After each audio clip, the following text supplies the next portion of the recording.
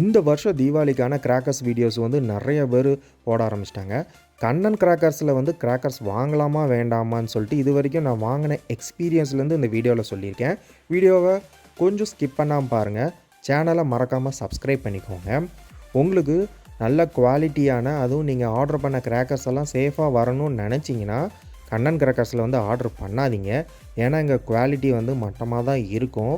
அது மட்டும் இல்லாமல் நீங்கள் ஆர்டர் பண்ண கிராக்கர்ஸ் தான் வரும்னு நினச்சிங்கன்னா கண்டிப்பாக வராது. நிறைய மிஸ் ஆகியும் வரும், நிறைய சேஞ்சஸும் பண்ணி அனுப்புவாங்க.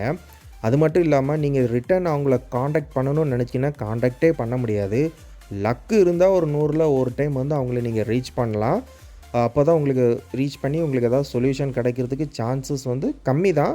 பட் சான்சஸ் லக்கு இருந்தால் உங்களுக்கு கிடைக்கும். இல்லைன்னு நினச்சிக்கோங்க, நீங்கள் போட்ட காசு வந்து அவ்வளோதான்.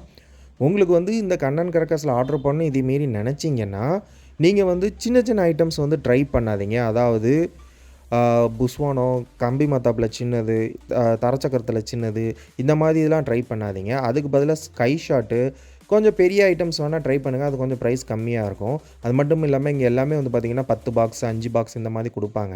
ஸோ இதில் வந்து பார்த்திங்கன்னா குவாலிட்டி வந்து கொஞ்சம் மட்டமாக தான் இருக்கும். அவுட்புட்டும் வந்து அந்த அளவுக்கு நல்லா இருக்காது. நீங்கள் ஆர்டர் பண்ணணுன்னு இதுமாரி நினச்சிங்கன்னா கொஞ்சம் பெரிய இது ஸ்கை ஷாட்டு அந்த மாதிரி வேணால் ட்ரை பண்ணுங்கள். மற்றபடி நான் வந்து கண்ணன் கிராக்கர்ஸில் வந்து சஜஸ்ட் பண்ண மாட்டேன். ஏன்னா வருஷம் எல்லாருக்குமே வந்து ஏதாவது ஒரு ப்ராப்ளம் வந்துட்டு தான் இருக்குது.